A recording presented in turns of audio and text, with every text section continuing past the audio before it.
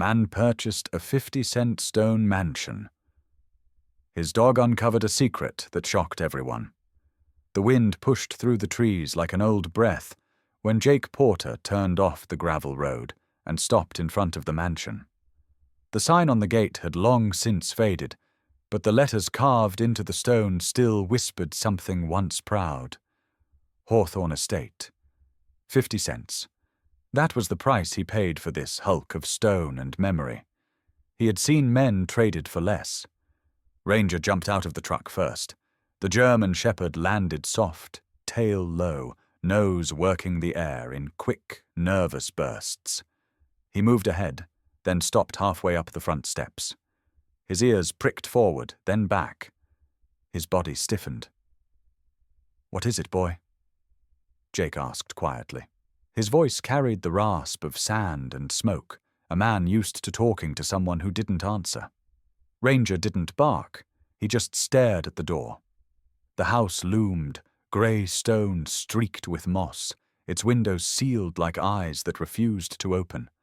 The February air bit cold against Jake's face as he hefted his duffel and the crowbar he'd brought. The key from the county office was still taped to the envelope on the dashboard, along with the receipt that said, "Transfer of property, $0.50." The clerk had laughed when he'd signed it. Jake wasn't laughing now. The front door resisted at first, then gave with a dry moan. Inside, dust hung in thick bands where sunlight pierced the blinds. The air smelled like rain that never reached the ground. Ranger didn't follow. He stood at the threshold, tail rigid, nostrils flaring. "Come on," Jake said. The dog's paw lifted, then settled. He stepped back. That was new. Ranger never backed away. Not from noise, not from smoke, not from gunfire. Jake frowned and crouched, hand brushing the shepherd's neck, feeling the pulse hammering beneath the fur.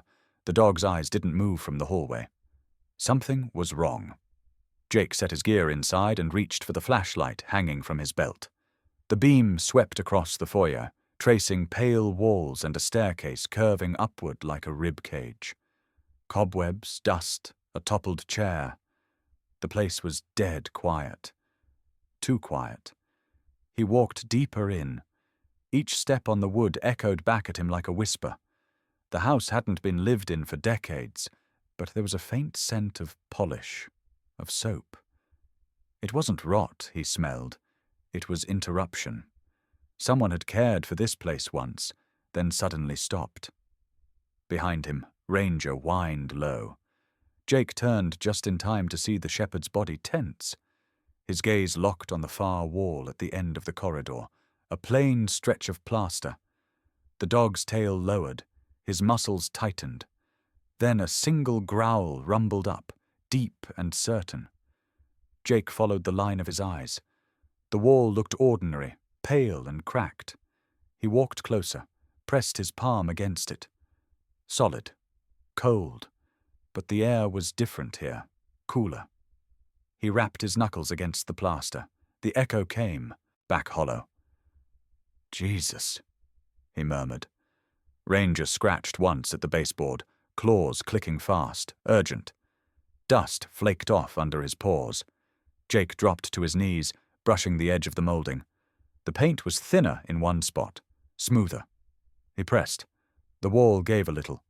Hidden panel. He straightened, breathing slower now. Instinct told him to leave it. Curiosity told him otherwise. He turned back toward the truck to grab his crowbar, but Ranger moved first, shoulders forward, nose to the floor, tail rigid as a steel rod. Jake froze. The shepherd's ears tilted forward. A faint noise drifted through the air, something between a scrape and a shuffle. It came from behind the wall.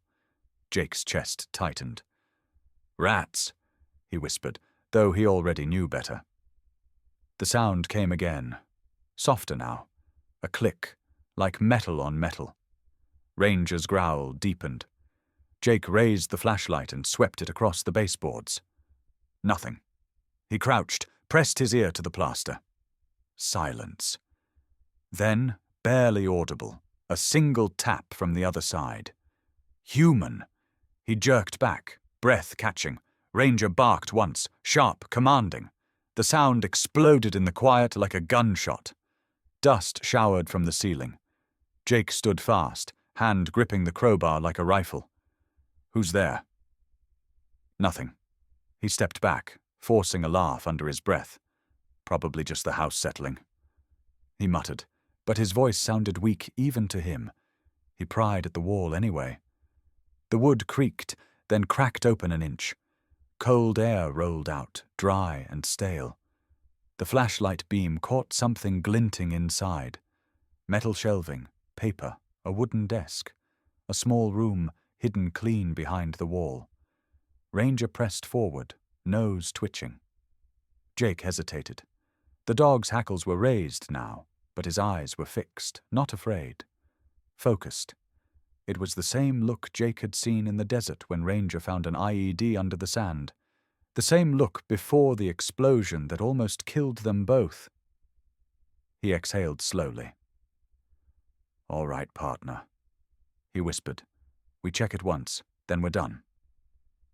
The panel gave way under the crowbar. Dust rose in grey clouds. He coughed, waved the air clear, and stepped through. The flashlight beam sliced through the dark. Shelves lined with boxes. A coat hung on a nail, the fabric stiff with age. A name stitched on the collar read, "Robert Hale." Jake blinked. No way. Hale was the name on every street sign in Milford, the family that had built half the town. The last one, a retired colonel and former mayor, had vanished 8 years ago. They'd held a funeral with no body. Ranger sniffed the ground, circled once, then froze near a wooden box on the desk. His paw rested on it. Jake lifted the lid. Inside were old photographs, a folded deed, and a letter sealed in wax. The paper trembled in his hands. "To whoever finds this, if you're reading, they never stopped watching. The truth is under the stone." A sudden click snapped the air. Rangers, head shot toward the doorway, ears high. Jake swung the light back toward the hall. The front door creaked slowly open. No wind, no footsteps, just the door. Jake's pulse hammered in his ears. Ranger growled once, low and ready. The flashlight flickered, dimmed, then went out. In the dark, the only sound left was breathing. 2 steady breaths. 1 man, 1 dog. Both listening to the house that suddenly felt awake. The first night in the stone mansion didn't bring rest, it brought sound. Jake lay on the cot he'd unrolled by the fireplace, the only warmth in a house that seemed to breathe cold through its walls. Ranger slept a few feet away, body curled tight, ears half-cocked even in dreams. The flames whispered, throwing orange light across the stone floor. Then, sometime after midnight, a noise drifted up from below. Faint at first. Measured. The slow rhythm of footsteps on wood. Jake's eyes opened. Ranger was already awake, head lifted, eyes fixed towards the kitchen doorway. A low vibration rose from the shepherd's chest. Not fear, warning. Jake reached for the flashlight. "Easy," he whispered. The dog didn't blink. The sound came again, closer now. 1 step, pause, another. He stood quietly, barefoot on cold stone, and aimed the light toward the hall. Dust hung thick in the air, unmoving. The sound stopped. For a moment there was nothing but Ranger's breathing and the faint crack of the fire. Then a single thud. Jake moved. The floorboards groaned under his weight as he crossed the kitchen. He swept the flashlight across the floor, the cabinets, the old cast-iron stove. Nothing. Still, Ranger growled deep, gaze locked on the far corner near the pantry. "Show me," Jake whispered. Ranger stepped forward, nose low, tail stiff. He sniffed along the baseboard, paused, then began scratching. The hollow echo that answered made Jake's stomach tighten. He knelt, pressing a hand to the wall. The sound wasn't coming from the wood itself. It was behind it. He tried the handle on the pantry door. It stuck, sealed by age and paint. A hard shove broke it free. Dust poured out, followed by a gust of air so cold it bit into his skin. Behind the pantry shelves was a second wall, thin, crude, newer than the rest. Jake tapped it with the butt of his flashlight. Hollow. He smiled without meaning to. "You've got good ears, partner." The dog's eyes glinted in the beam, steady and alive. He pried at the boards until one gave way with a groan. The gap revealed darkness. He leaned close, shining the light inside. Wooden steps led downward, swallowed by shadow. The air that drifted up smelled like thyme, dry, stale, untouched. Jake hesitated. The steps looked old but solid. Ranger waited at his side, muscles coiled. "All right," Jake muttered. "We'll take a look." The descent felt endless. Each step creaked softly, the sound amplified in the narrow shaft. When his boots touched the concrete floor, he stopped breathing for a second. The space wasn't a cellar. It was a room, wide enough for a desk, a filing cabinet, and a small lamp sitting dead on the table. Dust blanketed everything, but the order was too deliberate. Papers stacked neatly, tools arranged in rows. It looked like someone had walked out mid-sentence and never returned. Ranger padded forward, sniffing. His tail swept once, then froze mid-air. His ears turned toward the far wall. Jake followed his gaze and saw the shape of something hanging on a hook. A wool coat, military issue, shoulders squared, buttons dull with age. He brushed away a layer of dust. A name tag stitched above the pocket read, "Cull Robert Hale." Jake's breath caught. Everyone in Milford knew that name. The missing mayor, the war hero turned politician who vanished 8 years ago. They'd said his car was found near the river. No body, no sign. Just gone. Jake stared at the coat. The dust along its shoulders wasn't uniform. There were finger marks, 4 clean lines cutting through the grey. He glanced at Ranger. The dog's nose twitched, then he whined low, a sound Jake hadn't heard since their last deployment. It was a tone of recognition, of something not right. He swept the flashlight across the floor. Prints in the dust. Not human footprints exactly, but streaks, drag marks, fresh enough to have texture. Jake's skin prickled. "We're not alone," he whispered. The lamp on the desk flickered suddenly, though no power ran to it. The faintest hum vibrated through the air, then vanished. Ranger barked once, sharp and defiant, and the sound bounced off the stone walls like a shot. Jake spun, light darting over shelves and corners, heart hammering in his throat. No movement, just the echo fading into silence. He forced himself to breathe, one hand on the shepherd's shoulder. "It's all right, boy, just old wires." But he didn't believe it. On the desk lay a folded map. He opened it carefully. The ink had faded, but the layout was clear, a map of the town drawn decades ago. Red circles marked certain lots, including the land beneath this house. Next to the largest circle, someone had written in uneven letters, "Site B." Ranger's paw scraped the floor once, twice. His head turned sharply toward the stairs. A sound echoed from above. Soft, slow, wood shifting under weight. Jake snapped off the flashlight. Darkness wrapped around them. Ranger stood rigid, head tilted, eyes reflecting faint light from the stairwell. Someone was moving upstairs. The footsteps paused at the top of the stairs, right above them. Jake gripped the crowbar tighter. Ranger stayed silent, but the tension in his body said everything. The dog didn't fear whoever was up there. He was waiting. After a moment, the noise stopped. The quiet that followed felt alive, like the house was listening. Jake waited another full minute before turning the light back on. The beam cut through the dust again, revealing the same room, the same coat, the same fingerprints. But now, near the desk, a new mark in the dust, a boot print. Fresh. He turned to Ranger. The shepherd's gaze locked on him, calm, fierce, unwavering. Jake nodded slowly. Looks like your instincts were right again. Ranger exhaled through his nose, a quiet sound like agreement. They climbed the stairs together, the flashlight beam bouncing off the walls. Halfway up, Jake paused and looked back into the dark below. The map still lay open on the desk, fluttering in the cold draft. The red circle around their land glowed faintly in the fading light. When they reached the kitchen, Jake shut the hidden door and braced it with a chair. He looked down at Ranger, who sat beside him, eyes still fixed on that corner of the room. "You knew," Jake said quietly. The shepherd didn't move. Outside, the wind rose again, brushing against the windows with the sound of a slow, deliberate knock.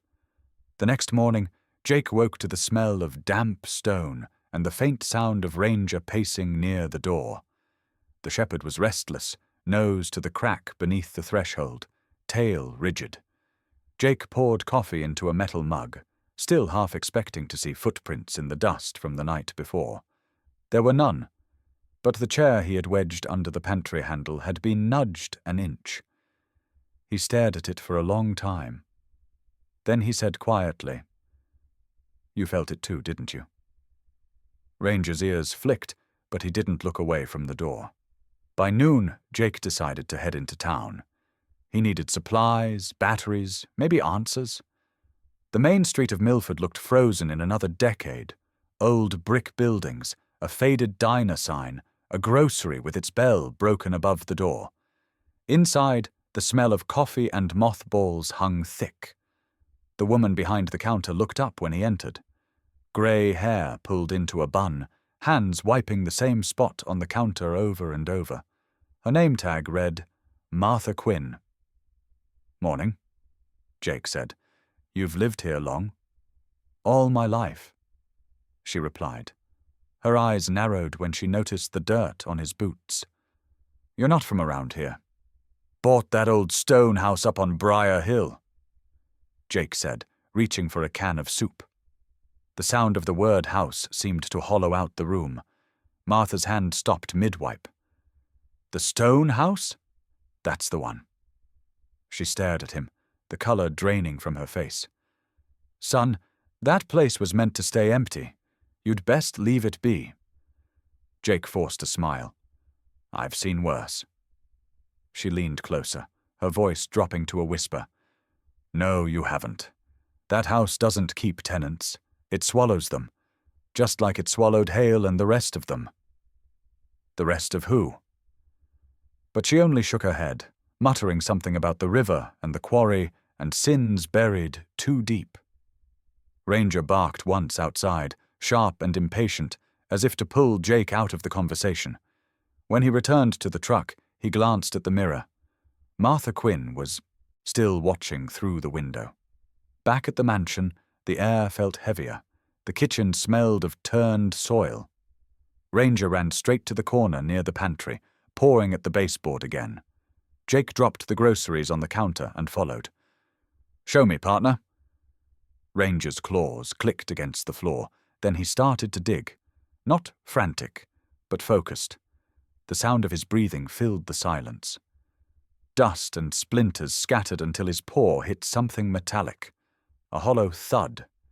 Jake crouched, sweeping the dirt aside. A faint outline appeared, a small iron panel set into the stone. It took a crowbar and both hands to pry it open. Inside was a narrow crevice between the inner and outer wall, just wide enough to hide something. Ranger shoved his muzzle in and pulled back with a growl, his teeth scraping metal. Jake reached in and lifted out a rusted tin box, the size of a lunch pail, sealed with wire. His hands trembled as he cut through the corrosion with a knife. The lid creaked open. Inside lay a stack of folded papers, old photographs, and a letter bound with twine.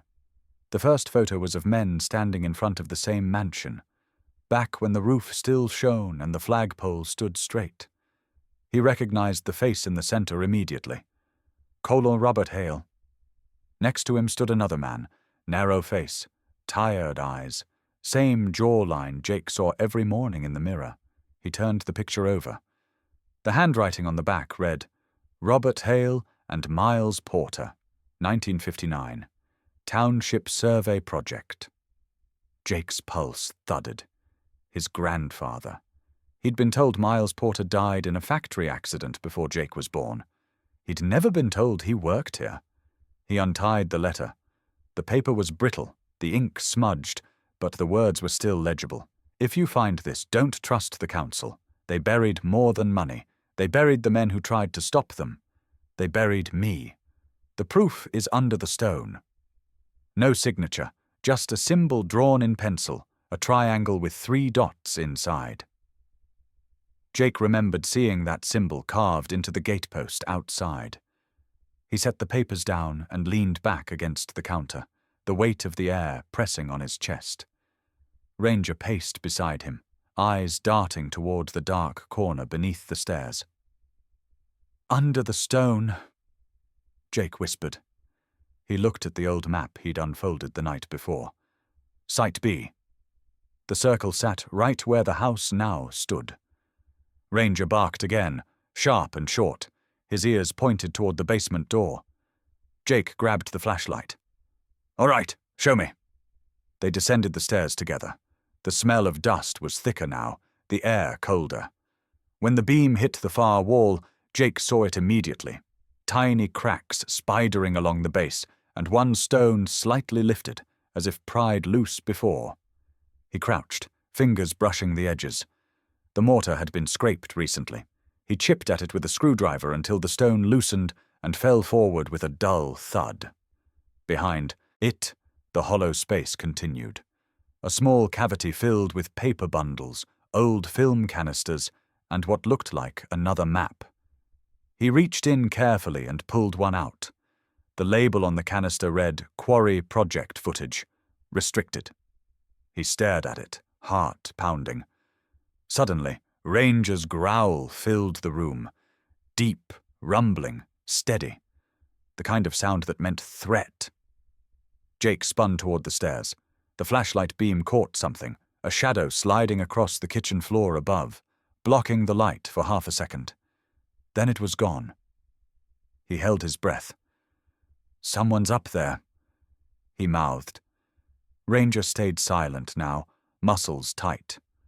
A floorboard creaked above. Another step. Then the sound stopped. Jake shoved the film into his bag, replaced the stone, and killed the flashlight. The darkness swallowed them both. After a minute, the footsteps faded. He waited longer, heart still beating against his ribs. When he finally climbed back up, the kitchen was empty, but the front door stood wide open, and across the dust on the floor were 2 sets of prints, one his, one smaller, lighter, leading back out into the snow. Ranger moved to the doorway and stared out into the grey afternoon, ears forward, waiting. Jake followed his gaze. The wind carried flakes across the frozen yard, erasing the prints one by one until nothing remained. He turned to Ranger, voice quiet. Looks like someone didn't want us finding family business. The dog didn't move. He just stood there, still as the house itself, eyes fixed on the tree line, as if guarding the truth only he could sense. The night came heavy with snow, muting every sound around the old mansion. Jake sat by the small fire in the living room, sorting through the photographs from the tin box. His grandfather's name, Miles Porter, kept repeating in his mind like a heartbeat. The man had worked on Milford's town survey alongside Collard Robert Hale, and now both were gone. Ranger lay nearby, half asleep, but alert in that way working dogs never fully rest. Every few minutes his ears flicked towards the door, then settled again. Outside, the wind picked up. Branches brushed against the windows, tapping faintly. Then a sound cut through the night. Metal. A hinge. Ranger was on his feet before Jake even turned his head. His growl rolled low, chest deep, primal. Jake grabbed the flashlight, heart spiking, and followed the dog toward the front hall. The heavy door stood wide open. Snow blew in, sweeping across the entryway. Outside, In the pale wash of moonlight, Jake saw them. Footprints. Fresh. Deep. Leading away toward the tree line. He scanned the darkness with the flashlight beam. Nothing moved. The cold bit through his flannel shirt as he stepped out onto the porch. The wind carried no sound, only silence so thick it pressed on his ears. "Anyone there?" His voice cracked the still air. No answer. Ranger prowled beside him, head low, body stiff. He sniffed the snow, then suddenly bolted toward the edge of the yard, following the trail. Jake shouted, "Ranger, heel!" But the dog didn't stop. By the time Jake caught up, the prints vanished where the snow had drifted deep. Ranger circled the spot, nose twitching furiously, then barked twice. Sharp, angry. Jake crouched beside him. There, half buried in the snow, was a torn scrap of fabric. He picked it up. A piece of wool, brown and coarse, the same color as the coat of Calder's hail that had been hanging in the basement. By morning, Jake called the sheriff's office. The man who answered sounded tired, bored even. When Jake mentioned the stone house, the tone changed. "Leave that property alone," the sheriff said flatly. "It's old business, best forgotten." "There's someone coming onto my land." Jake pressed. "You can send a deputy to check it out, or I'll handle it myself." A long pause. Then, "You should pack up, Porter, before you end up like the last owner." The line went dead. Jake stood still, the phone still in his hand, the dial tone humming in his ear. He turned slowly to look at Ranger, who sat by the door, tail unmoving, eyes locked on him. That night the fire burned low. The house creaked and sighed as if remembering its age. Jake took his flashlight and went back to the basement, the one place where truth still waited under layers of dust. The air was colder down there, sharper. His breath came out in small clouds. The beam cut across the wall where the coat had hung. It was gone. The nail was still there, bent slightly, a scrap of thread fluttering. He felt his throat tighten. "You saw it too, didn't you, boy?" Ranger padded forward, nose to the ground, sniffing with precision. He circled once, then stopped at the far wall, where the mortar line ran jagged.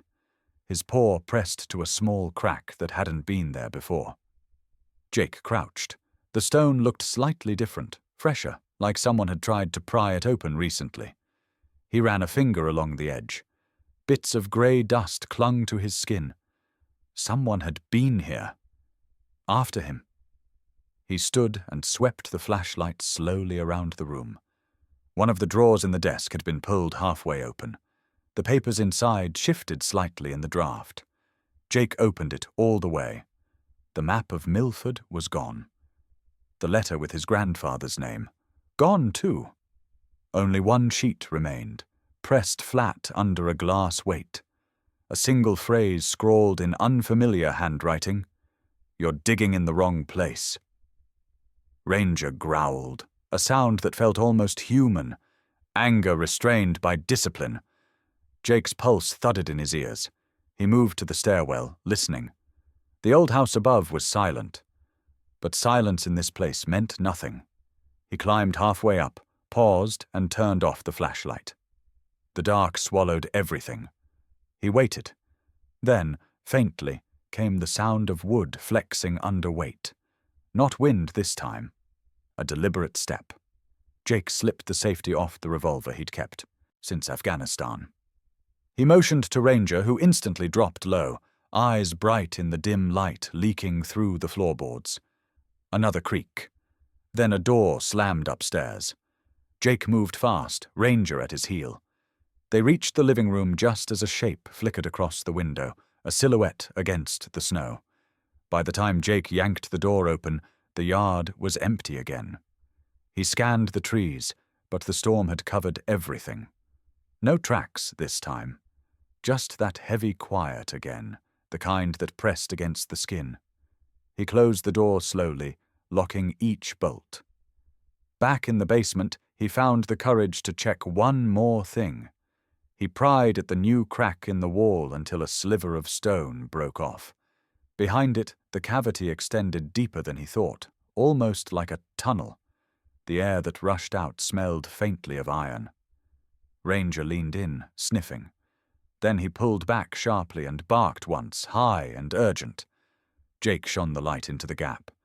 The beam reflected off something metallic. Not a pipe, a casing. He reached in, pulling it free. A bullet lodged deep in the mortar, old but not ancient.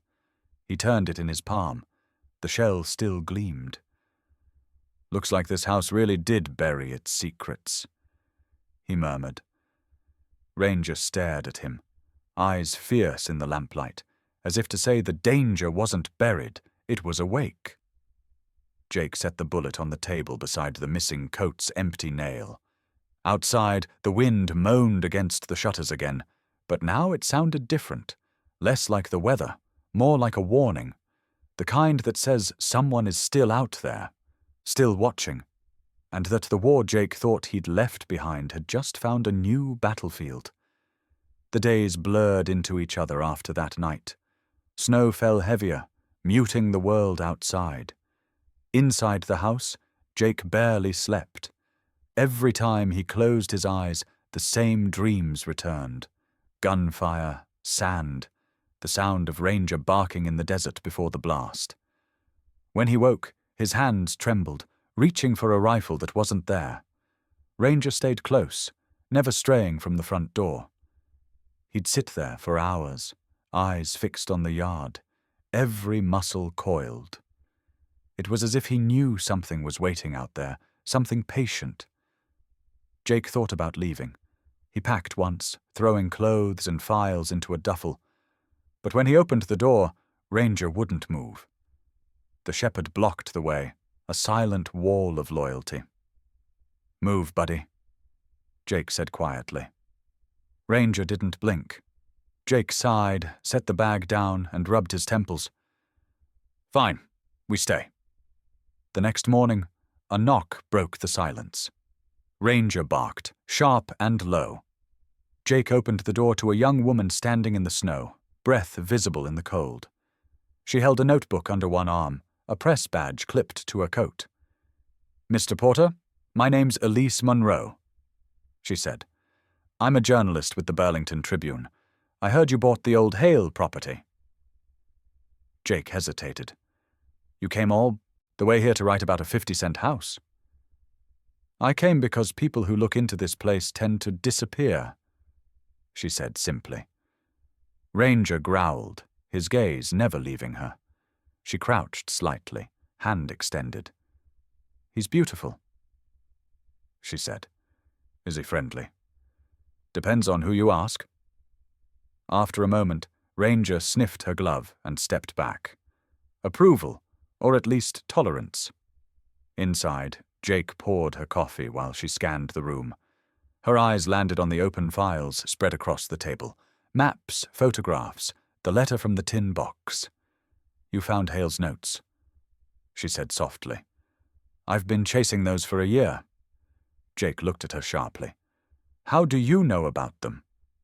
"Because my mentor, a journalist named Carter Wells, was working on the Hale case. He vanished 2 weeks after telling me he'd found proof of corruption tied to the council." She pulled a photograph from her bag. It showed Carter standing in front of the mansion gate, smiling. The same gate Jake drove through his first day here. Jake felt a chill. "You think what happened to him has something to do with this?" "I think it has everything to do with it." They spent the next hour comparing notes. She had copies of land records, photos of quarry deeds signed by Hale, and a list of council members who'd all resigned mysteriously within a year. Jake added the letter from his grandfather. Elise's eyes widened as she read. "Miles Porter was your grandfather?" Jake nodded slowly. "He died before I was born, or that's what I was told." She looked up. "Then this isn't just a story for you. It's a warning." Before he could answer, Ranger barked again, this time sharp and urgent, his gaze locked on the window behind Elise. Jake turned. Through the reflection in the glass, he caught movement. A figure in a dark coat, standing beyond the fence, watching. He grabbed the flashlight and ran outside, boots sinking into snow. The figure was gone. Only footprints trailed into the trees, the same pattern as before. Heavy boots, deep impressions, leading nowhere. Back inside, Elise stood by the window, pale. "Someone's following you." Jake locked the door, breath visible in the cold air. "Not just me. Whoever they are, they want the same thing I found." Elise folded her arms. "Then you need to go public. Take this to the paper. The sheriff's not going to help you." Jake shook his head. "I've seen what happens to people who dig too deep. My grandfather tried. Hale tried. They both ended up ghosts." Ranger brushed against his leg, eyes never leaving the door. Elise leaned closer. "You're a soldier. You fought wars for truth. Don't run from this one." Her words hit harder than he expected. He thought about the letter, the bullet he'd found, the missing coat, about the fear that had followed him home from Afghanistan and taken a new shape inside these walls. "I didn't come here to fight anymore," he said quietly. "I came here to forget." "Then why hasn't your dog stopped guarding the door?" Jake looked down. Ranger sat there, still as stone, every breath steady, eyes bright with focus. The dog wasn't afraid. He was waiting for Jake to decide. Outside, wind swept over the roof, rattling the loose shutters like knuckles on a coffin. Elise stood, packing her notes. "I'll come back tomorrow," she said, "if you change your mind." When she left, Jake stood at the window, long after her tail lights vanished. The snow covered her tracks, one by one. He could almost hear his grandfather's voice from the letter. They buried the men who tried to stop them. Ranger moved closer, pressing his head gently against Jake's thigh. The simple weight of it steadied him. Jake looked down at the dog and whispered, "You think we can finish what they started?" Ranger's tail flicked once. His gaze shifted toward the basement door, then back to Jake. The message was clear. Some wars don't end when the guns go quiet. Some start when a dog refuses to walk away. It began with Ranger scratching at the base of the stairwell. The sound was sharp, rhythmic, deliberate, his signal that something wasn't right. Jake had learned long ago that when Ranger dug, it wasn't random. It was instinct. Jake set the lantern down and crouched beside him. The beam lit up a seam along the wood paneling beneath the stairs. It wasn't part of the original design. The lines were too clean, too straight. Jake ran his fingers along the edges until he found a hollow spot. He pried it open with a screwdriver. The panel gave way with a groan, releasing a rush of cold air. Behind it, darkness. Ranger pushed his head forward, nose twitching. Then, without waiting for command, he squeezed through the gap. "Hold on, boy."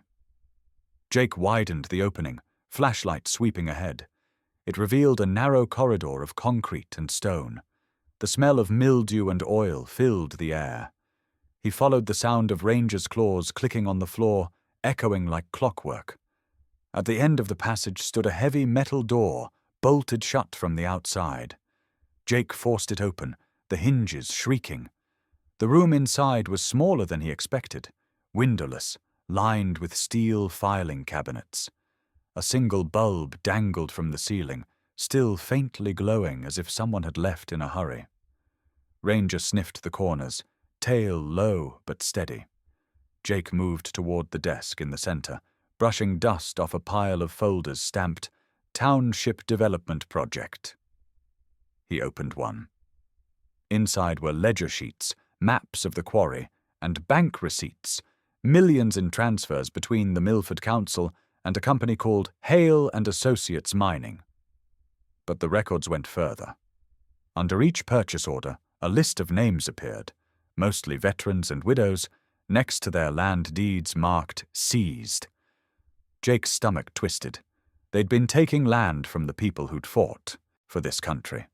selling it to corporations under false contracts. He flipped to the last page. Every document bore the same signature at the bottom, R.H. Robert Hale. So the hero mayor wasn't a victim. He was the architect. Jake shoved another folder aside and found a sealed envelope tucked beneath the desk mat. He tore it open. Inside, a report marked Confidential, Personnel Termination. The name written across it stopped his breath. Miles Porter. He read the line again. Termination, May 14th, 1960. Cause, compromised integrity.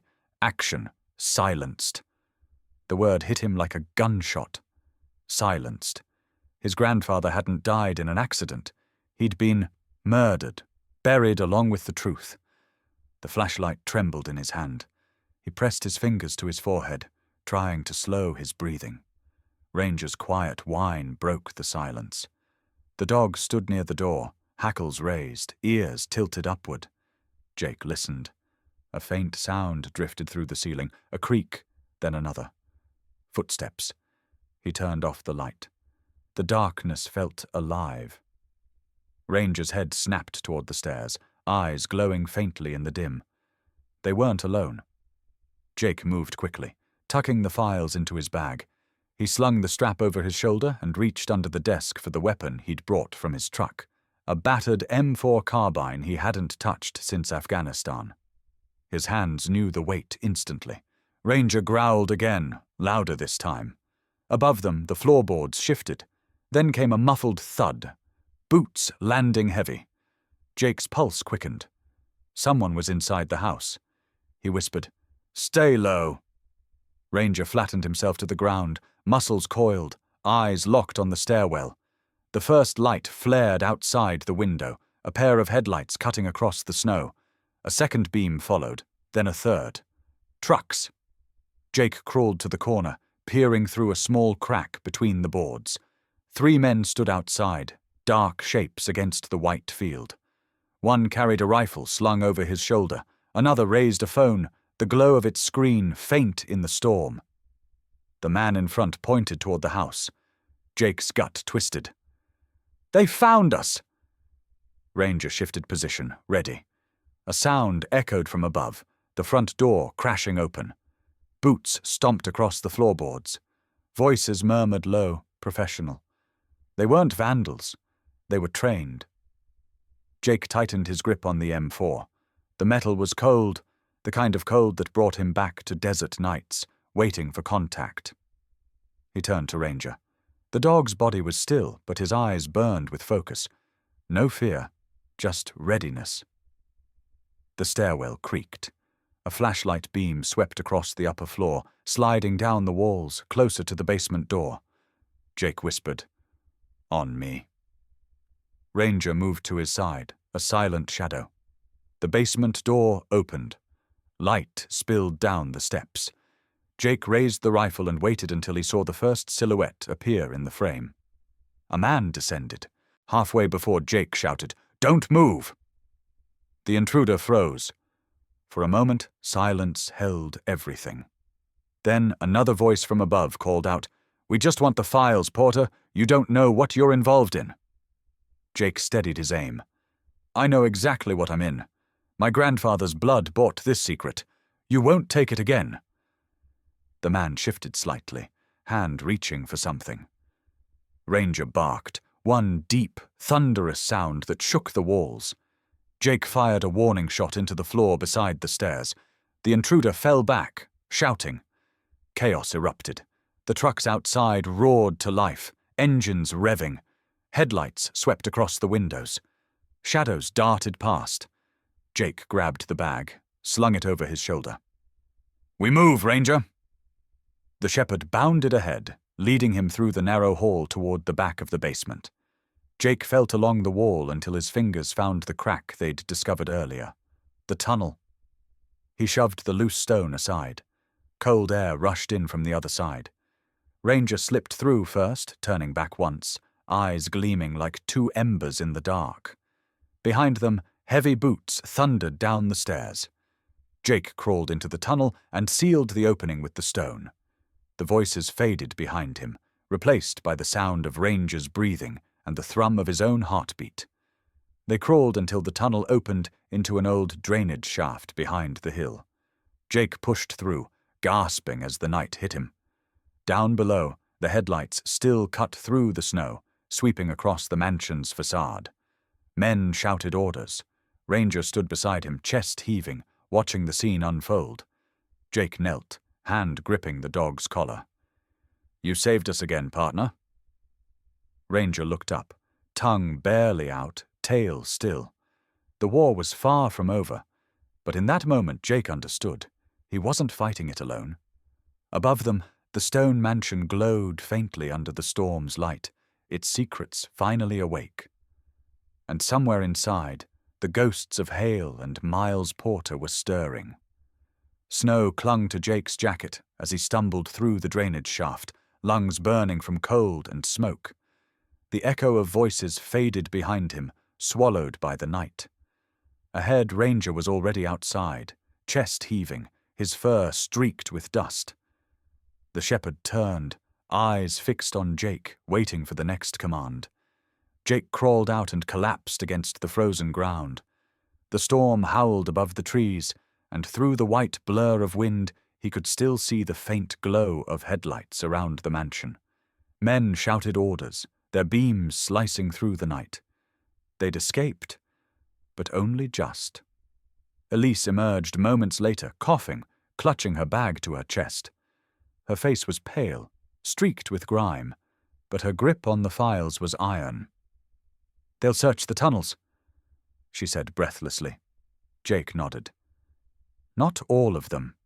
These hills are older than the town itself."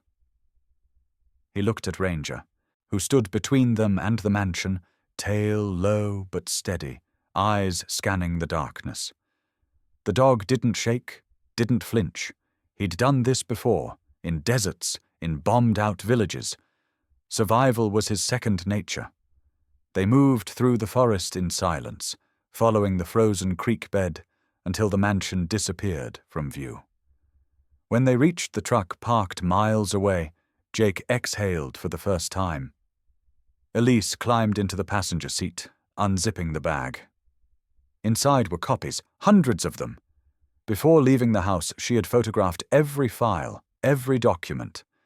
"We've got enough to blow this wide open," she said, voice trembling between fear and adrenaline. Jake turned the key. The truck rumbled to life. "Then let's make sure it doesn't get buried again." They drove through the night, tires skidding over patches of ice, headlights cutting through mist. Ranger stood between them, braced against the console, his head close to the windshield. Every few minutes he looked back at Jake, as if checking to see if his handler was still steady. By dawn, they reached Burlington. Elise led him into a brick building tucked between two coffee shops, the office of the National Herald Network. Inside, a handful of journalists sat bleary-eyed over laptops and coffee cups. When Elise dropped the files on the desk, conversations stopped. Her editor, a middle-aged woman with a clipped voice, flipped through the first few pages. Her eyes widened. "Where did you get this?"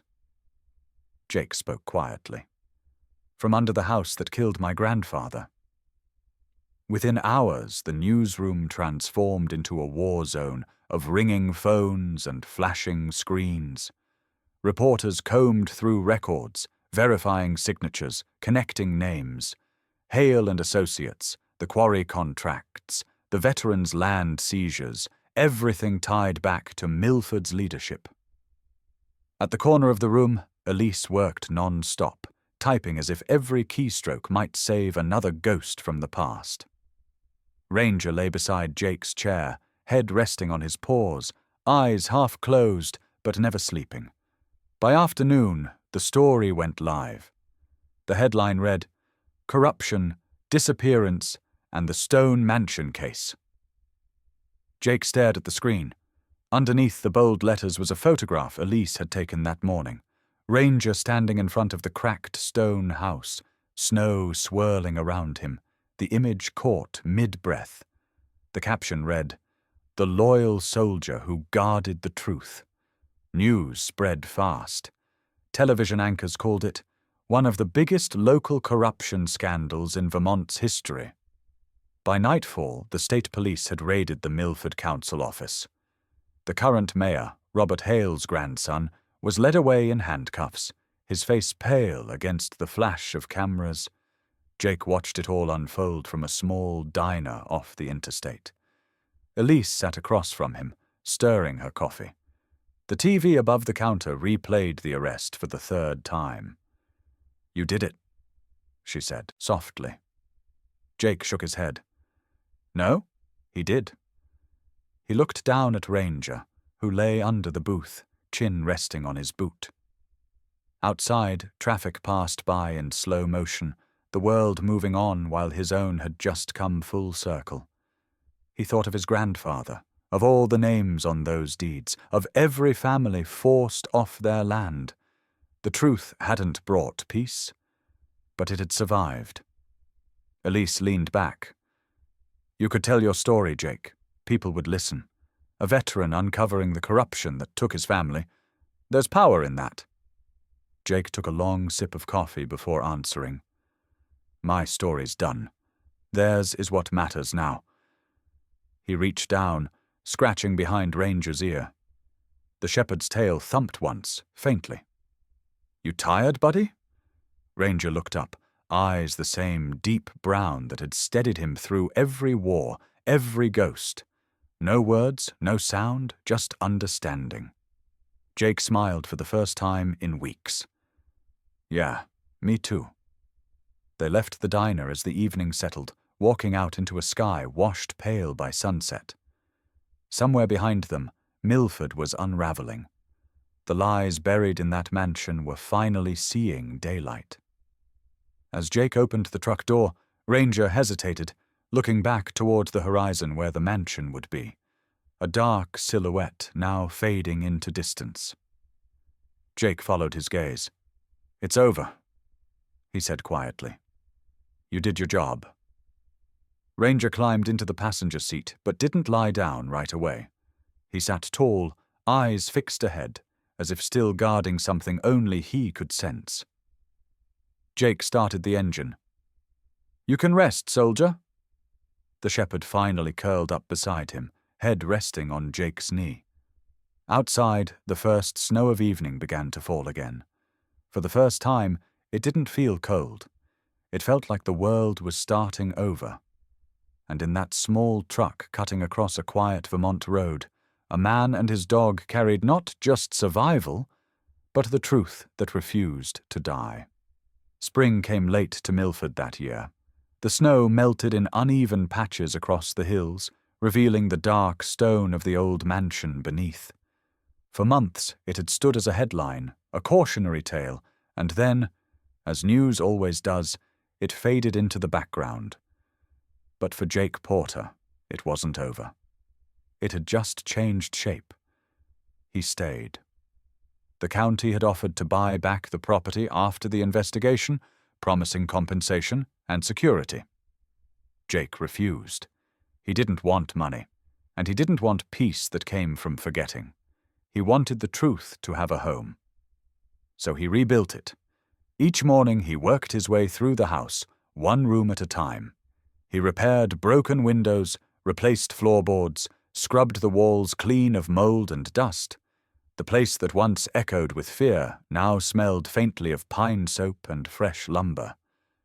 But the basement, he left that untouched. It remained exactly as it had been the night he found the files, the metal cabinets, the maps, the worn desk. He called it the Room of Truth. Visitors who came from neighboring towns, veterans, families of those displaced by the Hale projects, were welcome to walk down there and see everything for themselves. No secrets, no locked doors. Ranger was always nearby. Age had crept into his movements now. His muzzle had turned almost white, and his back legs trembled after long walks. But every evening, just as dusk settled over the trees, he took his position at the front door. Jake had tried once to coax him into the living room. "You don't have to keep watch anymore," he'd said. Ranger had looked up at him, tail still, ears alert, and returned his gaze to the forest line outside, as if to say, "That's your choice. This is mine." Jake never asked again. One afternoon, Elise returned. Her car crunched up the gravel drive, sunlight glinting off the windshield. She stepped out with a familiar mix of exhaustion and excitement, the look of someone chasing deadlines and ghosts at the same time. "You fixed it up," she said, walking through the open doorway. "Mostly," Jake replied. "It's quieter now." She set a box on the table. Inside were books, printed proofs, photos spread across folders. On the top page, Jake saw the title, "The Dog Who Found the Past." He raised an eyebrow. "You're really calling it that?" Elise smiled faintly. "It's the truth. He found what none of us could." They went downstairs to the basement. The air down there was still cool, but no longer suffocating. Elise walked among the cabinets, fingers brushing the edges of the files she'd once risked her life to publish. "I want to include this room in the book," she said. "Not as a crime scene, as a monument." Jake nodded. "That's what it is." When they came back upstairs, Ranger was at the door, exactly where he always was. His eyes tracked them, calm but sharp. Elise crouched beside him, resting a hand on his head. "You still guarding him, huh?" she said softly. Ranger blinked slowly, a flicker of acknowledgement. "Old habits," Jake said from behind her. "He doesn't trust the quiet." Elise looked up at him. "Neither do you." Jake didn't argue. He sat down on the steps, gazing out across the field where the snow had finally given way to green. The air smelled of wet earth and wood smoke. Life was returning, even here. Elise joined him. "You ever think about leaving?"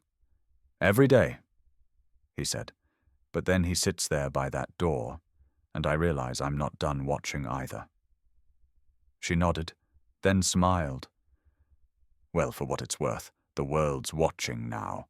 The foundation in Boston's starting a scholarship for veterans' families in your grandfather's name. Miles Porter. You gave him back more than his story. You gave him his justice."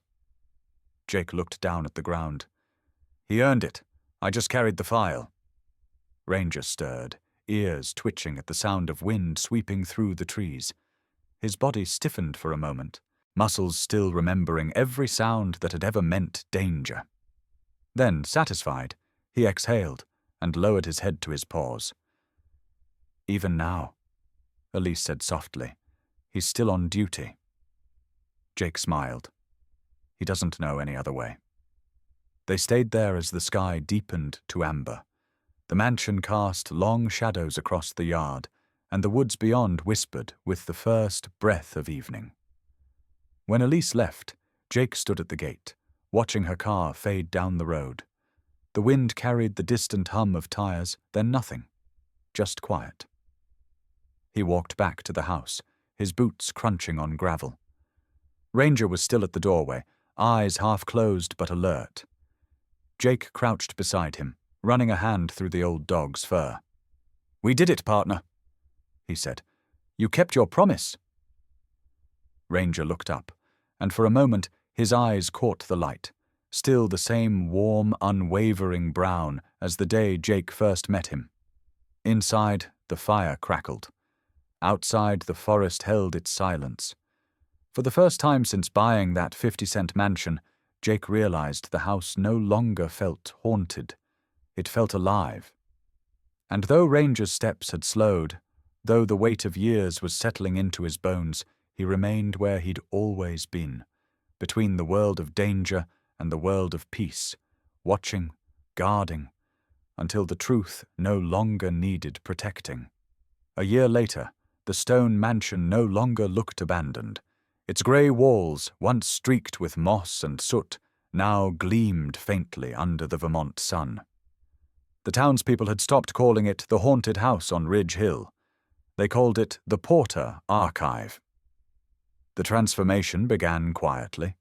Jake never intended to turn it into a museum. He just wanted the truth to have a permanent home. But word spread, first among veterans, then among schools, then to journalists who had followed the scandal. People began showing up at the gate, asking if they could see where it all happened. So he opened the doors. Every weekend, visitors walked through the old rooms.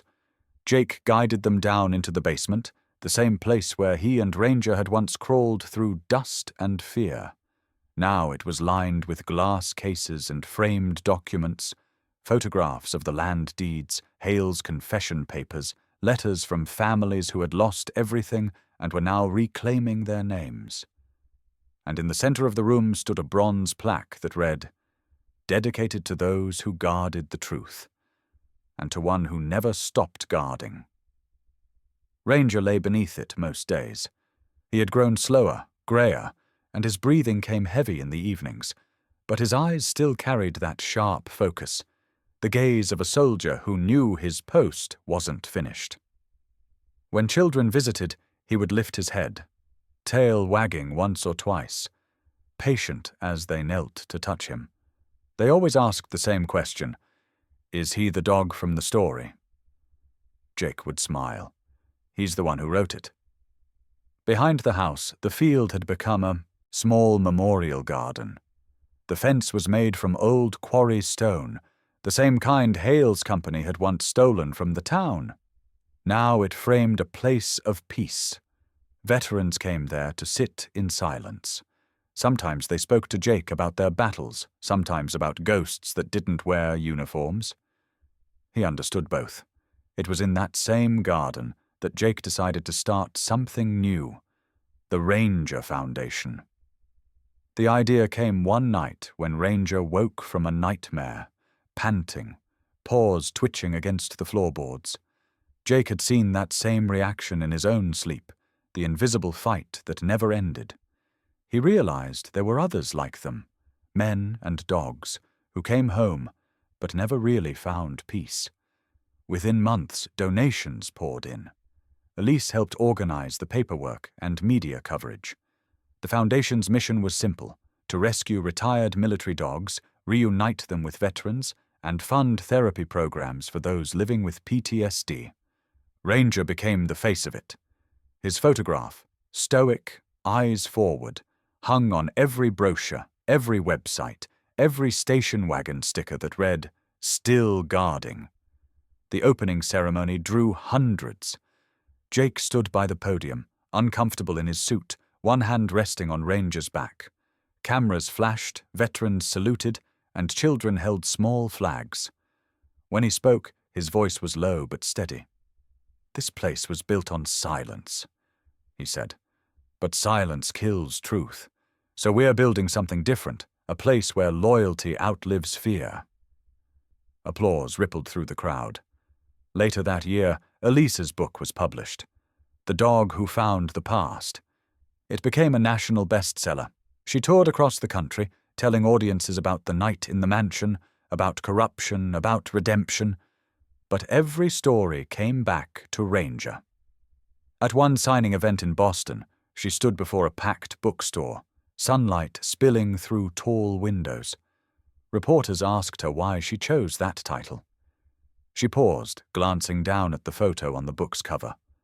Ranger sitting beside the open doorway of the mansion, his gaze turned toward the woods.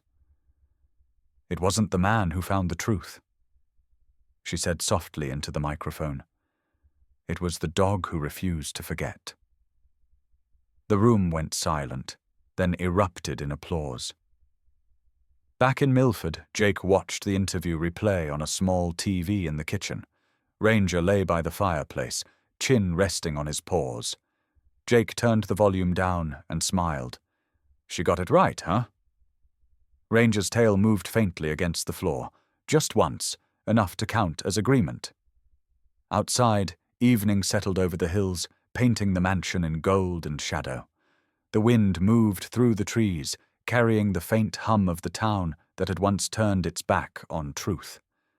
Now, school buses brought children to learn about integrity. Veterans brought flags, and strangers brought flowers. Sometimes Jake would find a single note left at the front gate, usually unsigned. Most said, The same thing. Thank you for reminding us that loyalty still matters. He kept everyone. On nights when the house was empty and quiet, Jake would sit on the porch with Ranger, both staring towards the forest. The dog's breathing had slowed now, but he still perked his ears at every sound, every rustle, every far-off howl. Jake reached down, rubbing the old shepherd's neck. You did good, partner. You turned ghosts into light. The fireflies began to flicker across the field, glowing like scattered embers. And in that quiet, Jake realized something. The stone mansion wasn't haunted anymore.